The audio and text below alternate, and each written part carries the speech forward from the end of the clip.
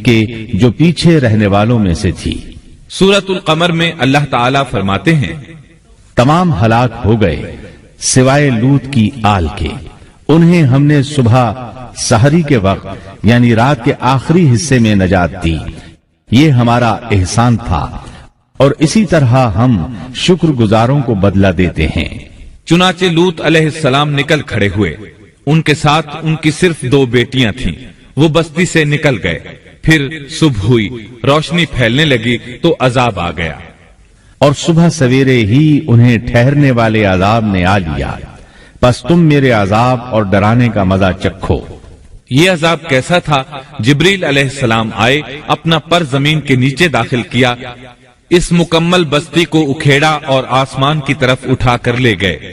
کہا جاتا ہے کہ فرشتوں نے اس بستی کے مرغوں کی اذان اور کتوں کے بھونکنے کی آوازیں سنی اور لوگوں نے فرشتوں کی تسبیح سن لی۔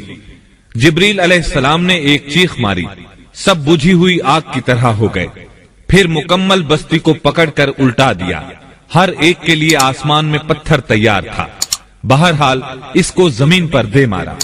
اللہ تعالیٰ سورہ ہود میں فرماتے ہیں، پس جب ہمارا حکم آیا تو ہم نے اس کا اوپر والا حصہ نیچے کیا اور ان پر کنکریلے پتھر برسائے جو تہ بتہ تھے، تیرے رب کی طرف سے نشاندار تھے اور وہ ان ظالموں سے کچھ دور نہیں تھے۔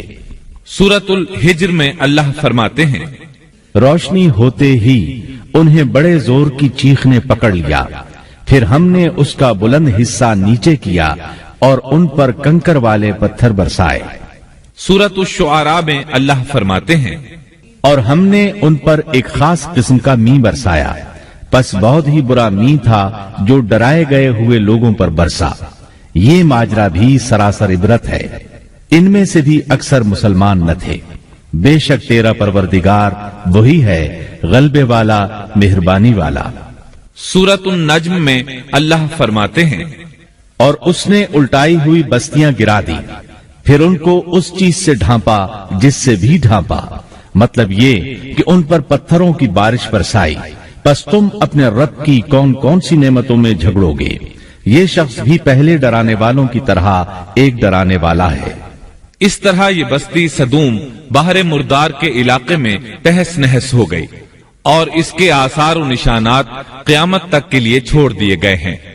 ان نشانات کو اسی لیے باقی چھوڑا گیا ہے کہ سارا جہان ان کو دیکھ کر عبرت پکڑے، فحاشیوں سے باز آ جائے، خاص طور پر سب سے بڑی فحاشی جو قوم لوط کا عمل تھا اس سے باز آ جائیں۔ سیدنا لوط علیہ السلام کے اس